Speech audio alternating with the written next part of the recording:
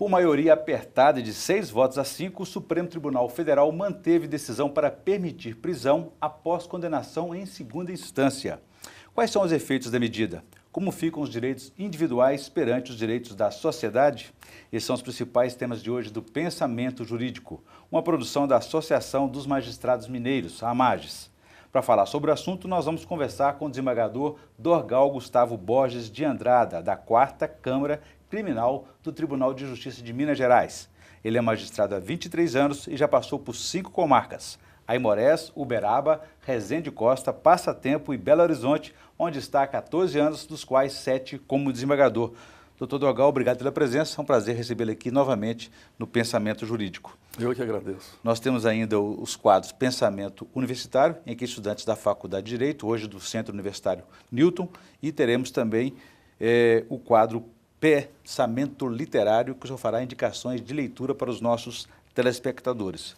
Doutor Dorgal, então o nosso tema hoje é essa questão, essa decisão de uma votação apertada, um julgamento apertado no mês de outubro. O STF confirmou aí a prisão após condenação em segunda instância. O que isso significa? Uriel, eu acho que, primeiramente, vamos fazer só um rápido retrospectivo, um pouco na história, muito rapidamente, para ter uma noção do que significa isso. Essa polêmica, como foi bem dito, o Supremo entendeu por 6 a 5, por um voto só, não passava esse entendimento de que pode ser preso depois do 2º grau. Primeiramente, como a televisão é aberta para os leigos, existem 3 formas principais de prisão. A prisão temporária, que não tem nada a ver com a condenação, a prisão preventiva, que também nada tem a ver com a condenação, e a prisão que é decorrente da condenação. É sobre essa que nós estamos fazendo. A pessoa está sendo condenada e presa porque foi condenada. Acontece que em 2009, o Supremo, pela primeira vez, decidiu que não poderia haver a prisão por condenação antes do trânsito julgado. Então, a pessoa não poderia ser presa por condenação antes que se chegasse ao final do processo. A última instância, no caso, o STF, né? A última instância, que fosse possível chegar. Mas agora o Supremo, agora de 2009 para 2016, ele diz o contrário. Fala, não, na segunda instância e já havendo a confirmação da condenação, já pode iniciar a pena. E aí que está o problema grave. E que todo mundo, embora a população possa aplaudir, quem é da área do direito, quem se dedica mais a isso, fica um pouco assustado. Por quê? O Brasil é signatário do Pacto São José de Costa Rica, que garante que ninguém pode ser preso antes de chegar ao trânsito julgado. O Pacto diz isso textualmente. E o Pacto é considerado, os termos dele, considerado como lei no Brasil. A ONU, desde a Segunda Guerra Mundial, quando se criou a ONU em 48, a Declaração Universal dos Direitos Humanos, ela também não permite que seja preso antes de nenhum país, a pessoa possa ser presa antes de esgotar todos os seus recursos de defesa. E isso é uma decorrência da história da civilização. Isso não caiu do céu, isso aí é fruto de muita... Conquista até é histórica, uma conquista do ser humano. Porque no passado, na época medieval, ou na Inquisição, se prendia porque, eu não gosto de você, você tem que ser preso. O rei mandava prender, ou o senhor do feudal mandava prender. E sobretudo com a Revolução Americana, de 1776, Independência Americana, e a Revolução logo depois da Revolução Francesa, de 1789, surge a divisão dos poderes. Até então o mundo o rei mandava, era o rei e era juiz. E começa a dividir os poderes e com essa evolução veio a guerra, a Primeira Guerra, a Segunda Guerra, e com a Segunda Guerra veio isso, olha, por causa do nazismo, por causa do comunismo, olha, a pessoa tem direito a uma ampla defesa, a um contraditório, e só pode ser presa depois de esgotar todos os recursos que a lei daquele seu país permita. Isso é um avanço histórico. Se nós vamos começar a pensar que o homem lá no Egito até hoje tem 7.000 anos, e a declaração da Revolução Francesa tem 200 anos, quer dizer, 200 anos é muito pouco na história do ser humano, da civilização. E esses 200 anos, então nós estamos vivendo vamos dizer, avanços e retrocessos. Isso eu acho que tem alguma contradição com a Constituição, o texto constitucional e também com o artigo ali do Código de Processo Penal. Além de nós estarmos, no meu entendimento, embora eu respeite o Supremo e vou aplaudir tudo que o Supremo disser, mas internamente, a título vamos dizer assim, de teoria, eu acho que essa decisão, ela fere, como dissemos, o Pacto São José de Costa Rica, que o Brasil é signatário e tem força de lei, fere a Declaração de Direitos Humanos da ONU e fere, como você bem disse, o artigo 5º da Constituição, que além de ser cláusula pétrea, é as garantias fundamentais do homem. E vem ferir também o artigo 283, que é curioso, o artigo 283 do Código de Processo Penal, ele não foi revogado.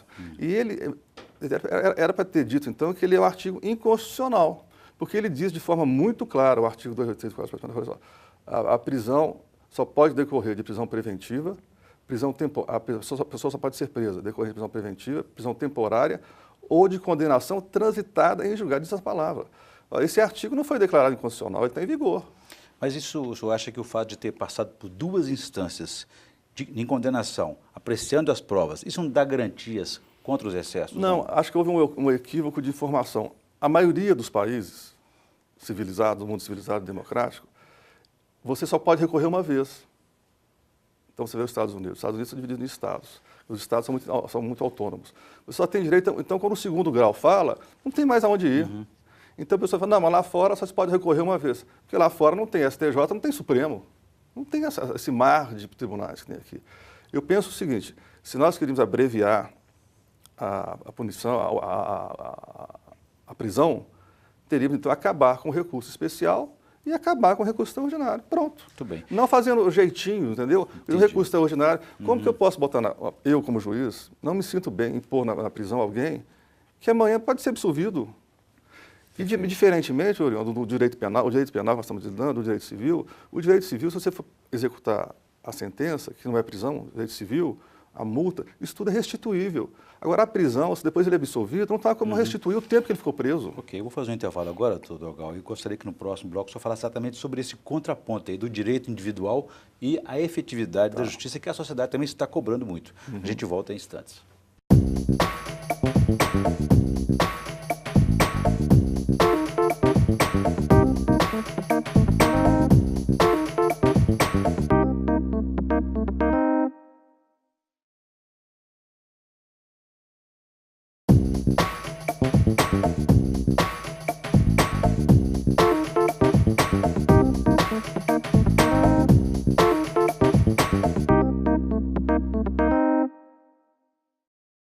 Estamos de volta com o Pensamento Jurídico, uma produção da Amages. Participe de nosso programa pelo e-mail pensamento@amages.com.br.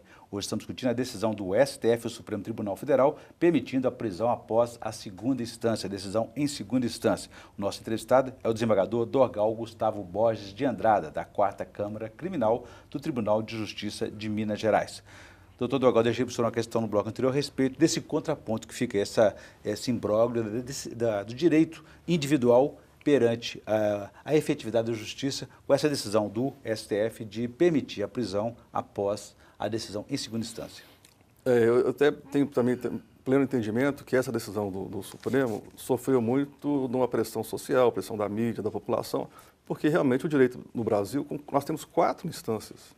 Isso, acho que eu não vou dizer que não exista, mas eu acho muito difícil outro país do mundo ter 4 instâncias. Então, o juiz julga, você apela para o tribunal local, o Tribunal de Justiça, depois tem um recurso para o STJ e depois tem outro recurso para o Supremo. Essa balbúrdia legislativa que a Constituição garantiu é que fez com que a sociedade, isso aqui a pessoa não vai ser presa. Mas eu acho que o caminho não é você suprimir direitos e garantias individuais, que isso aí são guerras que chegaram a isso, são revoluções, são sacrifícios. Isso aqui é evolução social. Seria mais adequado então uma reforma processual. Uma reforma processual. Então, vamos fazer limitação dos recursos. Exato. Né? Fala assim, olha, na área penal ou na área X do direito, só vai ter vai ter apelação. Não tem recurso especial, não tem recurso extraordinário. Agora, você dá a legalidade do recurso especial, do recurso extraordinário, que pode me absolver. E eu vou cumprir pena antes de ser julgado finalmente. E se eu for absolvido? E se eu não cometi o crime? Vamos dar um exemplo. É muito fácil a gente falar isso, porque hoje se é a favor dessa prisão, porque o Brasil passa por um momento político peculiar, que todo mundo está com muita, vamos dizer assim, com ódio, com raiva da corrupção, o que é natural. Mas nós não podemos misturar esse ponto da história da operação passando de 5, 10 anos e transformar isso num problema que pode afetar todos nós. Vamos ser muito concreto. Se alguém na sua casa atropela um ciclista, atropela um cidadão, ele é condenado pelo juiz, recorre, é condenado pelo tribunal. Aí começa a cumprir a pena. Mas ele recorre para o STJ e o STJ vê que a perícia, por acaso foi mal analisada, a perícia diz que o ciclista que estava errado, você não tem culpa nenhuma, você tem que ser absolvido. Ele está cumprindo pena.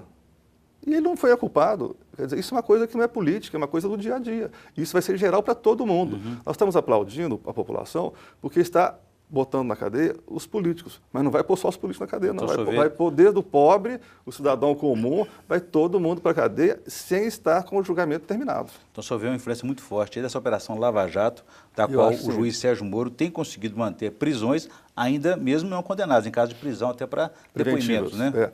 Ele tem feito muita prisão preventiva, que não tem nada a ver com a condenação que nós estamos falando. Agora, você botar o condenado antes de esgotar todos os seus recursos, que é comum também, viu, Orion? Aquele que cumpriu a pena, que cumpriu, está sendo processado, e durante o processo ficou cumprindo prisão preventiva, então é natural que a prisão preventiva, depois de condenado, continue. Mas não é veio ficar preso pela condenação, porque ele já estava preso. Agora, quem está livre, depois que é condenado em segunda instância, vai se recolher à prisão, esse é que é um problema, porque isso pode bater na porta de todo mundo. Não é só dos políticos. Ok. Eu vou ampliar o nosso debate convidando agora os estudantes da Faculdade de Direito do Centro Universitário Newton. Por favor, a primeira pergunta.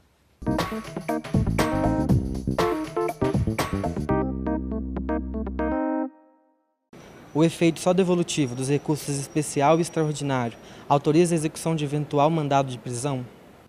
Ô, João, sua pergunta é muito pertinente. Realmente, o recurso especial, o recurso extraordinário, ele não tem efeito suspensivo. Então, aquele que é condenado a um tribunal estadual e ele vai com recurso especial ou extraordinário, como você disse, não tem efeito suspensivo, só devolutivo. Mas a Constituição, que a lei é que fala efeito suspensivo, mas a Constituição e os tratados internacionais que nós somos signatários é que falam, olha, ninguém pode se recolher à prisão antes de esgotar todos os recursos, antes do trânsito julgado.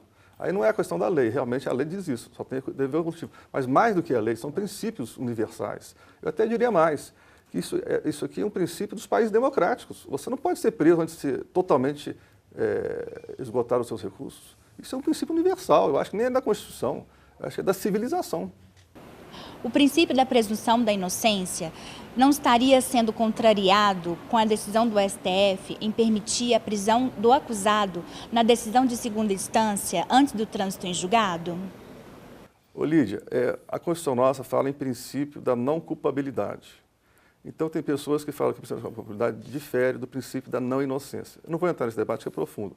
Mas, para quem vê a diferença na não culpabilidade e o princípio da presunção de inocência, eu diria o seguinte, o princípio que não está na nossa Constituição textual, que é o da presunção de inocência, ele está no Pacto de São José de Costa Rica, que é lei para nós. O Pacto de São José diz textualmente isso. O princípio da presunção de inocência impede a prisão antes do trânsito julgado. Então, ele realmente, essa decisão do Supremo, para muitos, ela fere o Pacto de São José de Costa Rica e esses princípios todos. Quais os fundamentos utilizados pelo tribunal para manter a decisão da primeira instância? Quando a pessoa é condenada pelo primeiro grau por um juiz comum, ele tem o direito a apelar.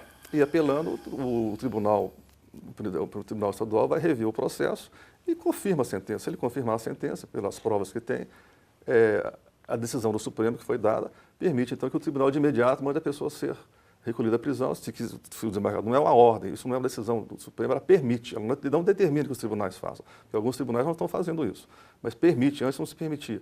E a pessoa pode continuar recorrendo, aí que está o problema. Muito bem, então agradecer a participação dos estudantes da Faculdade de Direito do Centro Universitário Newton.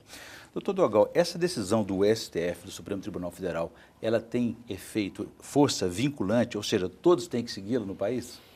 Não, ainda não. Essa decisão, ela foi uma decisão no caso concreto e ela não é o que nós chamamos, para o leigo entender, uma súmula vinculante.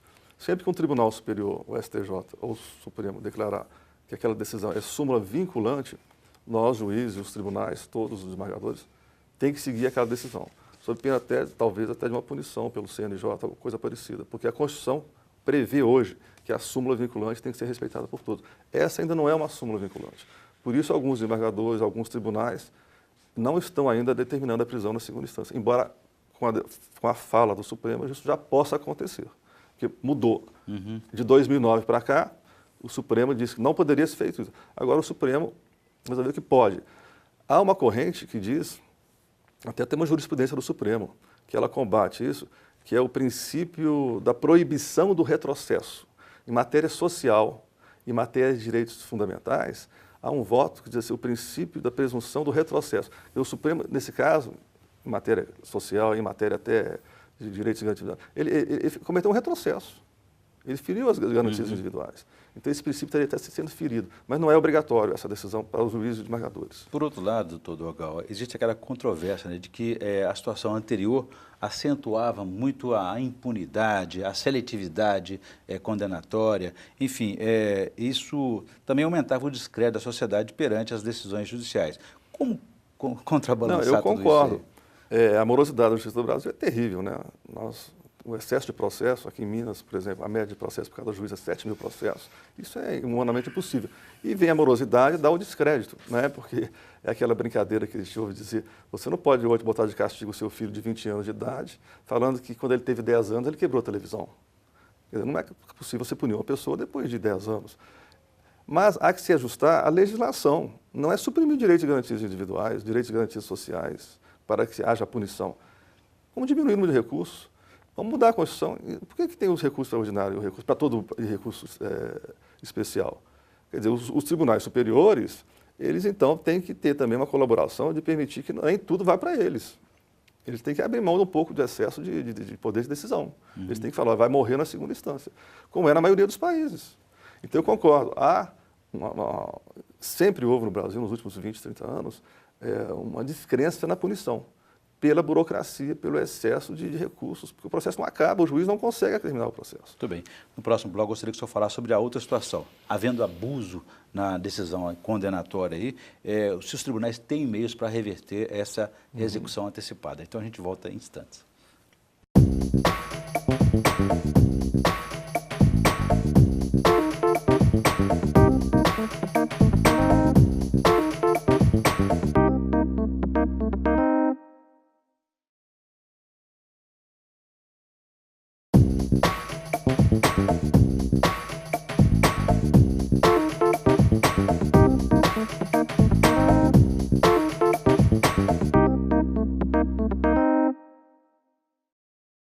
Estamos de volta com o Pensamento Jurídico, uma produção da Magis. Hoje estamos discutindo a decisão do STF de permitir a prisão após a sentença em segunda instância. O nosso entrevistado é o desembargador Dorgal Gustavo Borges de Andrada, da 4ª Câmara Criminal do Tribunal de Justiça de Minas Gerais. Doutor Dorgal, deixei para o senhor uma questão no bloco anterior a respeito da possibilidade, havendo abuso na decisão condenatória, os tribunais têm meios de reverter essa execução antecipada? O problema é esse. Havendo a condenação de primeiro grau, o tribunal confirma, hoje está autorizada a prisão. Autorizada a prisão, por regra, tem mais 2 recursos para o STJ. Esses recursos podem até absolver a pessoa, né?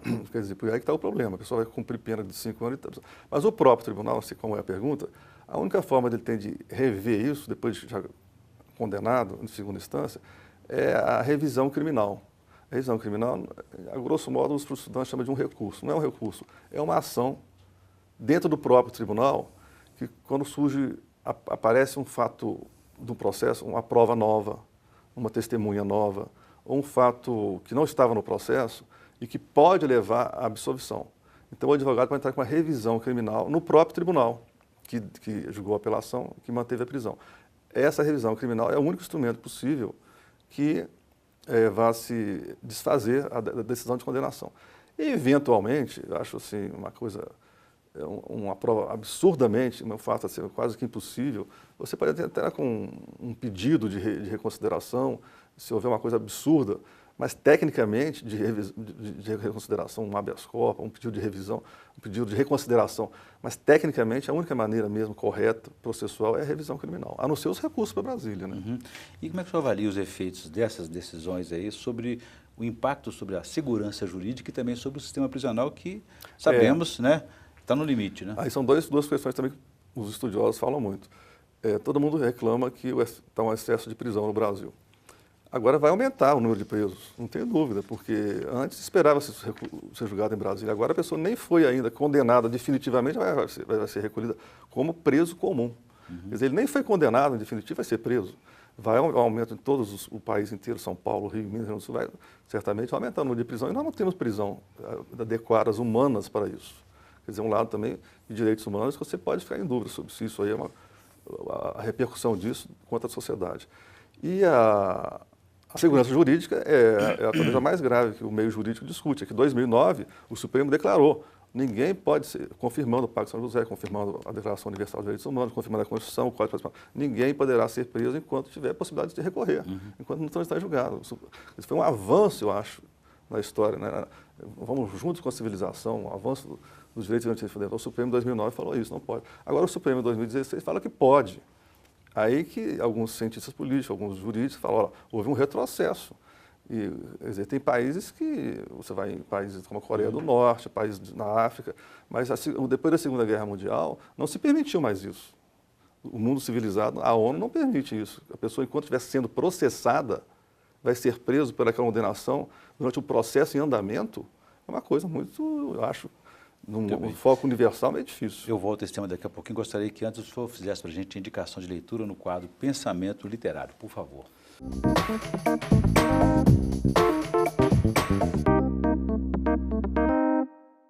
Eu estou lendo esse livro aqui, que é muito interessante, O Anti-Maquiavel, de Frederico II. O Maquiavel, ele escreveu o livro dele, O Príncipe, né, dando dicas de como se governar, só para relembrar. E manter o poder, né? E manter o poder. Mas Maquiavel era da época de 1500, na época de Pedro Álvares Cabral, uma época medieval. E o Maquiavel dizia que para se manter o poder tinha que se usar de moralidade, de covardia, de violência e tudo mais.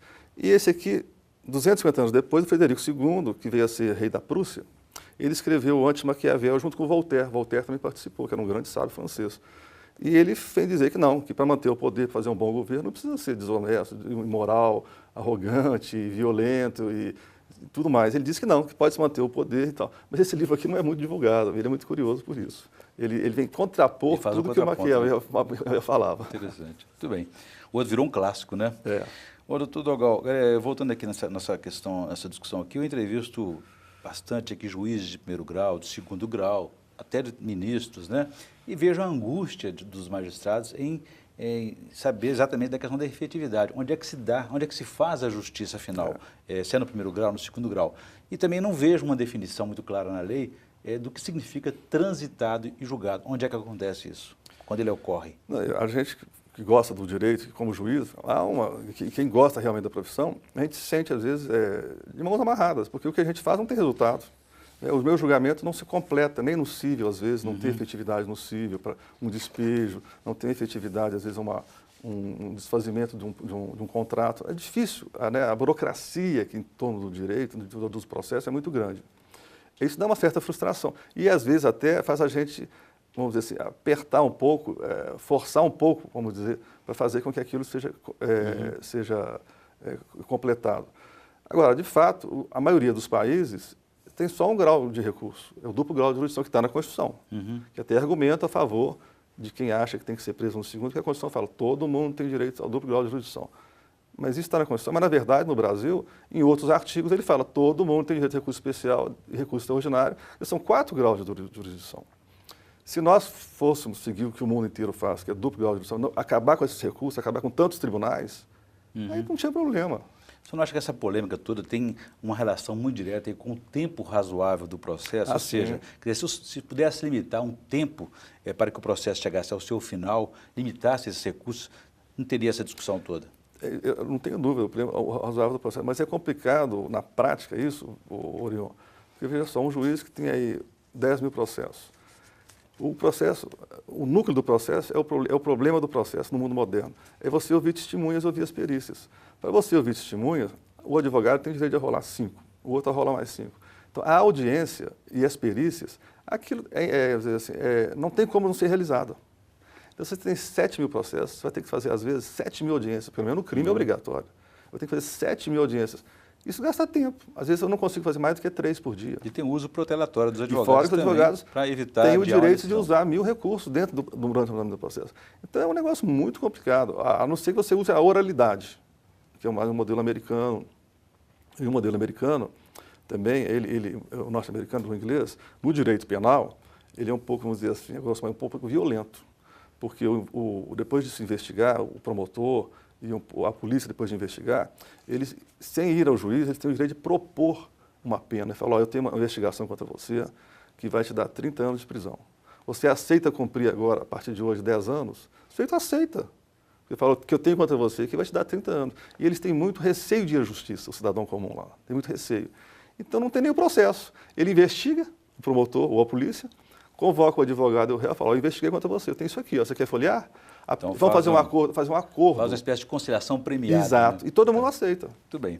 Bom, eu conversei aqui com o desembargador Dorgal Gustavo Borges de Andrada, da 4ª Câmara Criminal do Tribunal de Justiça de Minas Gerais. E discutimos aí essa decisão polêmica, como vocês viram, do Supremo Tribunal Federal, de permitir a prisão após a sentença em segunda instância, permitindo a prisão. Doutor Dorgal, obrigado pela presença. Foi um prazer recebê-lo aqui mais uma vez no Pensamento Jurídico. Eu que agradeço. Parabéns. Bom, nós agradecemos também. Ficamos por aqui. Se você quiser participar, escreva para pensamento@amarges.com.br. Obrigado e até a próxima.